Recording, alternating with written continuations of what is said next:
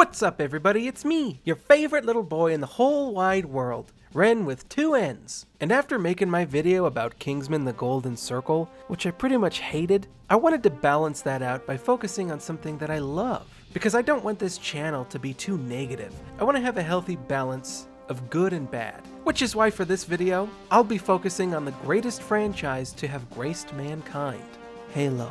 But to keep things nice and positive, I'm only going to be talking about the Bungie games, not those disasters that 343 made. Thanks to 343, Halo is now nothing more than dust and echoes.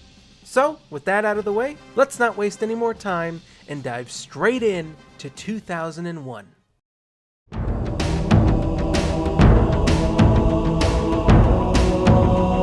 I'll never forget the first time I ever saw Halo.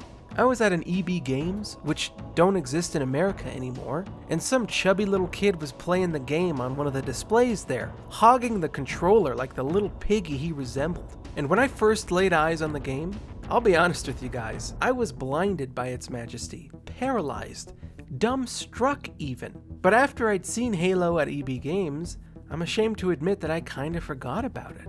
I only saw it the one time for a fleeting 5 minutes or so, but I desperately wanted an Xbox more than anything in the world, because me and my dad were huge fans of those Oddworld games. We played those on PS1 all the time together. We even saved all 99 Mudokons in the first game. That was such a great franchise too. It had fantastic world building, it was wacky, dark, and terrifying all at the same time.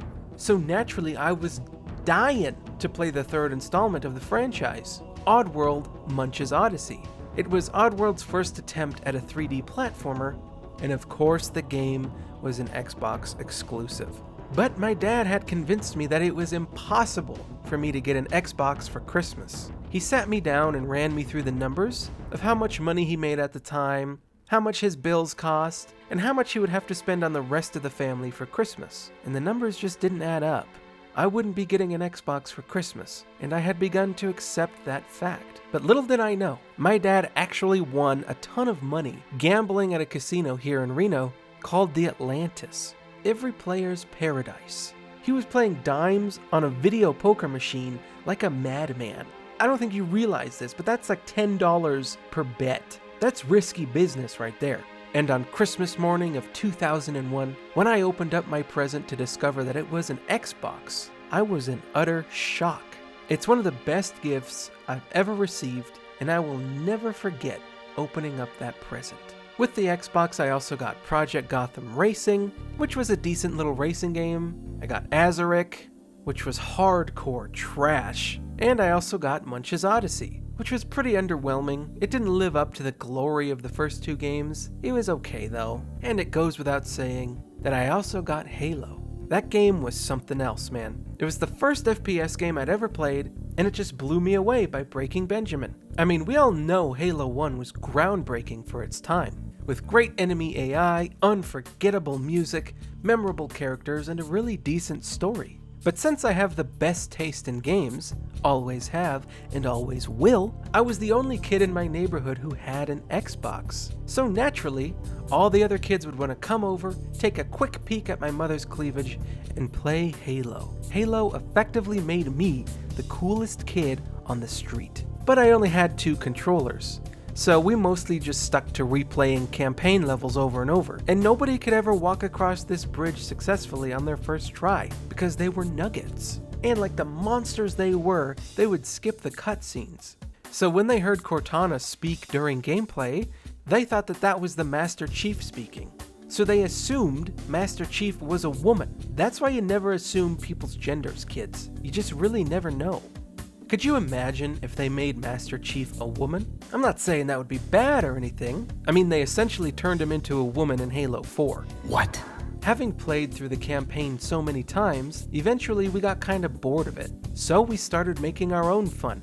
Sometimes I would shoot Captain Keyes in the head just to see how long I could survive against those invincible Marines. Sometimes we would do sick tricks off the Scorpion tank with a ghost, like Tony Hawk. And I saw a video where some guys piled up a bunch of grenades underneath a warthog, blew them up, and made that warthog fly across the map.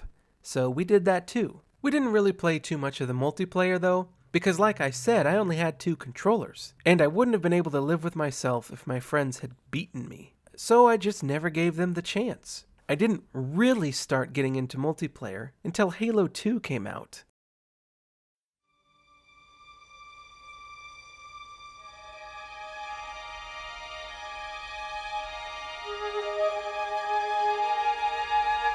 I have never been more excited for a video game in my life than I was for Halo 2. I waited what felt like an eternity for that game to come out. I asked my dad to get me a year-long subscription to the official Xbox magazine so I could read everything about the game and watch the trailers that came on those little demo discs. I even forced my dad to watch the 2004 E3 live gameplay footage, which was the coolest thing I had ever seen in my life. I was so unbelievably, unrealistically hyped up for that game that I couldn't sit still. I was like a contestant on Ellen's Game of Games, shaking and vibrating like a little puppy dog on cocaine. So because of my fanatical excitement, when the game finally came out, I actually found the campaign to be somewhat disappointing. I didn't feel like any of the moments lived up to that E3 demo they had shown us. Really, it felt like a completely different game. I spent forever trying to figure out how to change the battle rifle from a burst shot to a single shot, how to do melee combos, and I spent the entire campaign waiting to play that epic mission that was in the E3 demo. But that mission wasn't in the game. And to add salt to the wound, that cliffhanger ending really left a bad taste in my mouth. I mean, I thought the campaign was good, it just didn't live up to my unrealistic expectations. And I wasn't a big fan of playing through the campaign as an elite. It felt like a bait and switch that my young mind wasn't prepared for. But when I came back and replayed Halo 2's campaign as an adult, with a clearer mind when the MCC came out, I really grew to appreciate the story for what it was. In fact, I think it's got the best story of the trilogy. But after I completed the campaign, I dove into the multiplayer. And that's when I got that competitive itch. An itch that I haven't been able to scratch since that day.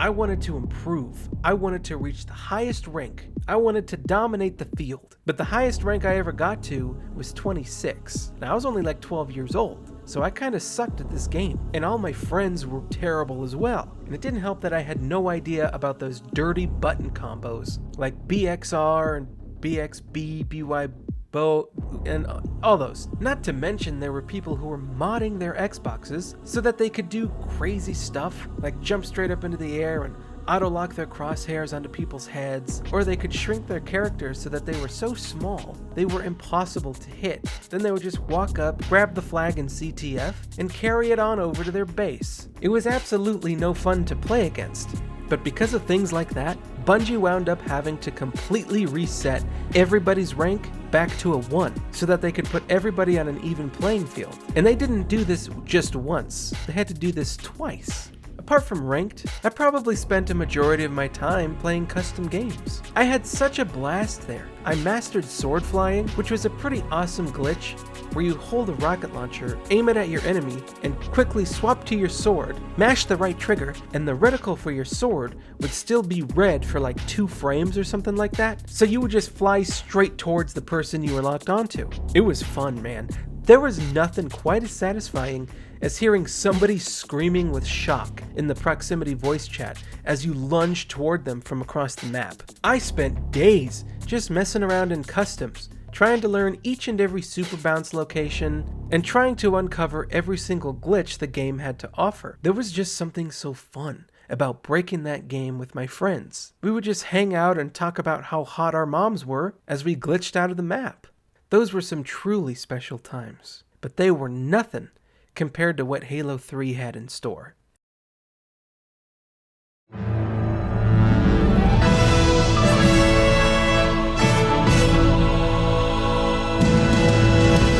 I kept my expectations in check for this one. I had learned my lesson with Halo 2, but let me tell you, I'll never forget the first time I played through Halo 3's campaign. It was simply epic. From start to finish, I didn't want to put it down. The campaign was so much fun, and it fixed a lot of problems the other games had. Like, I never had a fun time fighting the Flood, but the way they crumbled to pieces in this game as you shot them always felt very satisfying to me. And the fact that they could morph just on command was awesome. The Cortana level kinda sucked, But those huge scarab battles were and still are so much fun to play through. Having to get on the scarab, go to the center of it, destroy it, and then have a limited time to run off of it and get away from the massive explosion is genius game design. And it leaves a lot of room for fun and creativity. The way the AI is built in that game makes it so replayable. You know a game is special when 10 years later you're still having a blast playing it. In both the ending of the game and this scene right here when Chief gets back to Cortana genuinely pulled at my heartstrings, something that video games had never done to me before. And oddly enough, I found this scene to be much more emotional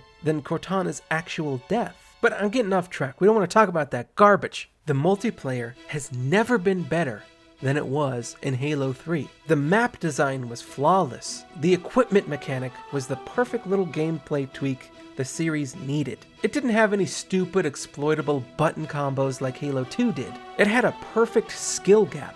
Although I'm ashamed to admit that I could only work my way up to rank 47 out of 50, something that I still can't live down to this very day. I was stuck at Brigadier with all the other homeless kids and grandmas, but in the social playlist, I was a god.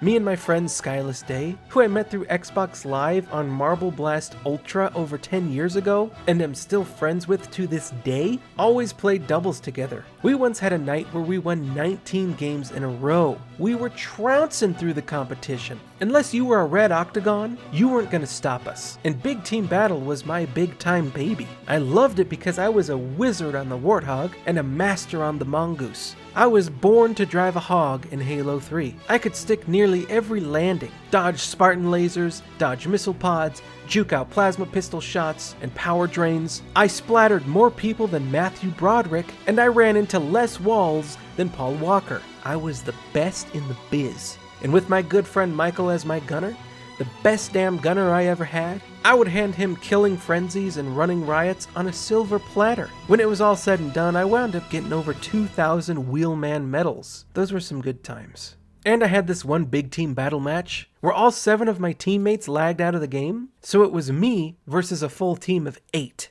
I managed to get 1 kill in my Wraith before they took me out, and then when I respawned and hid next to these rocks for the entire game.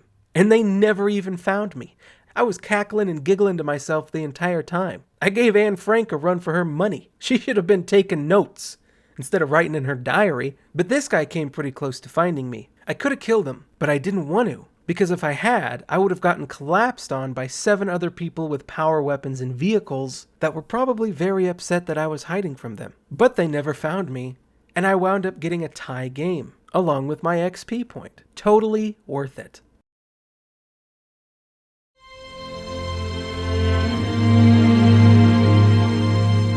Halo was an incredibly influential franchise. Back in 2001, I would argue that it set the stage for the FPS genre. It became the golden standard for what games should be, and continued to raise that standard throughout its 6 years in the spotlight. Each new Halo game started several trends that other games tried to replicate, and this franchise created countless third-party careers. Rooster Teeth is the perfect example of that. If it weren't for Halo, that company most likely wouldn't even exist. But it goes beyond that, to smaller careers. You know, people like the guys who made that SPV mod, or the guys working on Installation 01, which is basically a recreation of Halo multiplayer, I guess, classic Halo multiplayer. And then on an even smaller scale, it gave careers to people like the Act Man, and about 200 to 300 other Halo YouTubers. Halo affected us all on a fundamental level. It resonated with us as gamers in a way nothing else has. All of us Halo fans understand that and cherish that. What other game franchise out there has spawned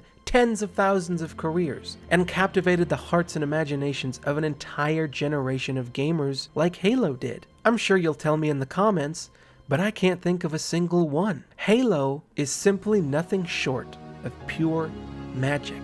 I don't think any other word could describe it better.